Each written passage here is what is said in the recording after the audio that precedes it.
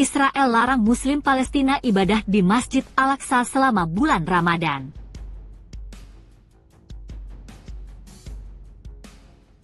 ממשלה שאני חבר בה לא תהיה אפליה גזענית.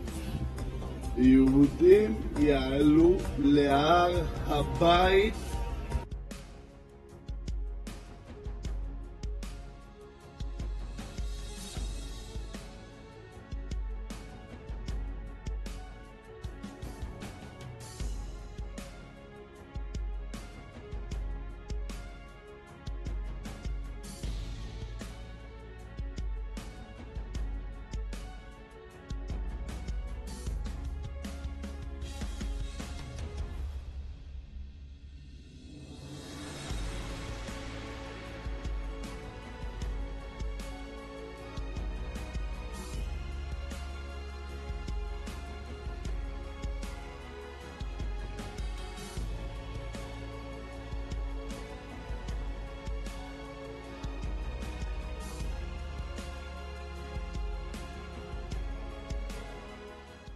Menteri Keamanan Nasional sayap kanan Israel Itamar Ben-Gvir menyerukan larangan Muslim Palestina mengunjungi Masjid Al-Aqsa selama bulan Ramadan mendatang, Sabtu 17 Februari 2024. Menurut penyiar Israel Channel 12, Ben-Gvir juga mendorong untuk melarang warga Palestina di Israel yang berusia di bawah 70 tahun memasuki situs tersebut, dengan mengklaim bahwa pembatasan usia tersebut diperlukan untuk alasan keamanan.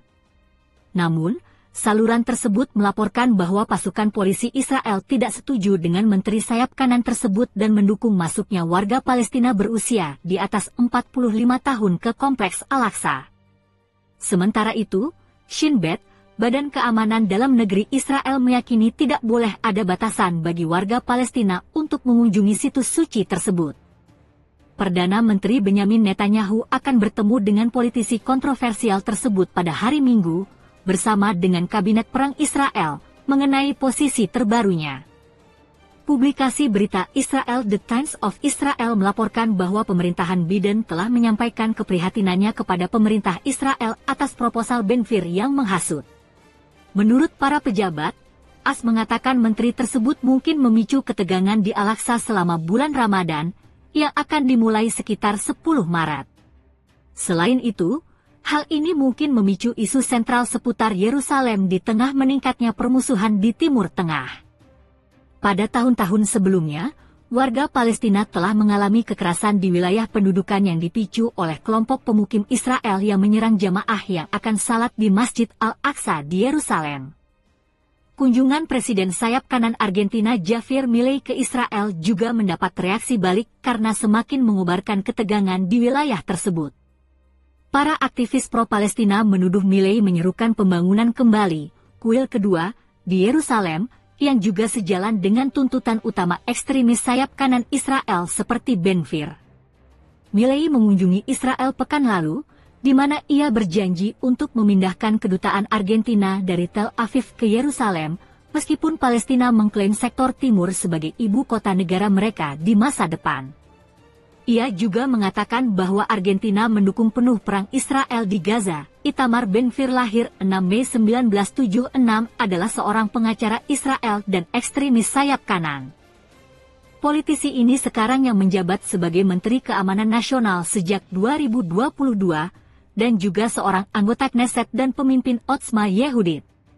Ben-Gvir, seorang pemukim di tepi barat yang diduduki Israel, telah menghadapi tuduhan ujaran kebencian terhadap orang Arab dan diketahui memiliki potret pembunuh massal Israel Amerika dan ekstremis Yahudi Baruch Goldstein di ruang tamunya, yang membantai 29 Muslim Palestina.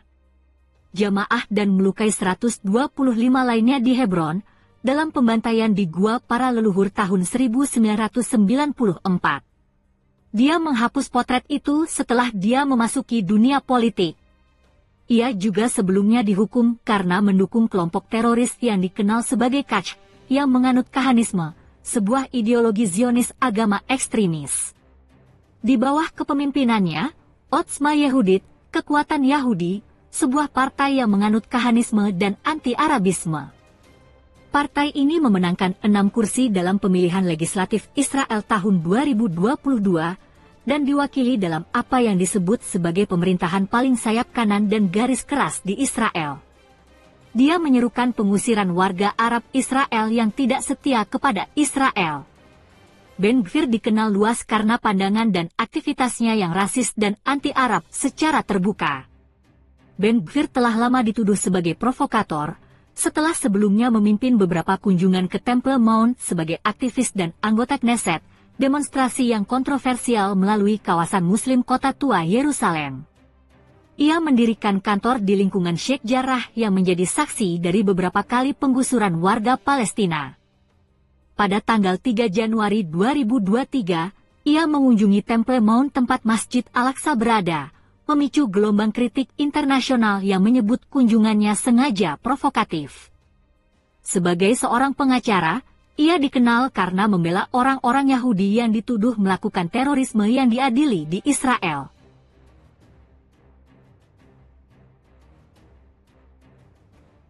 Kutukan dekade ke-8 menjadi kalimat yang ramai diperbincangkan di tengah perang Israel-Hamas hingga saat ini.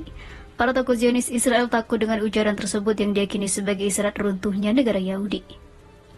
Kalimat itu awalnya disuarakan juru bicara Sel Militer Hamas Brigade Izz Al-Qassam Abu Ubaidah.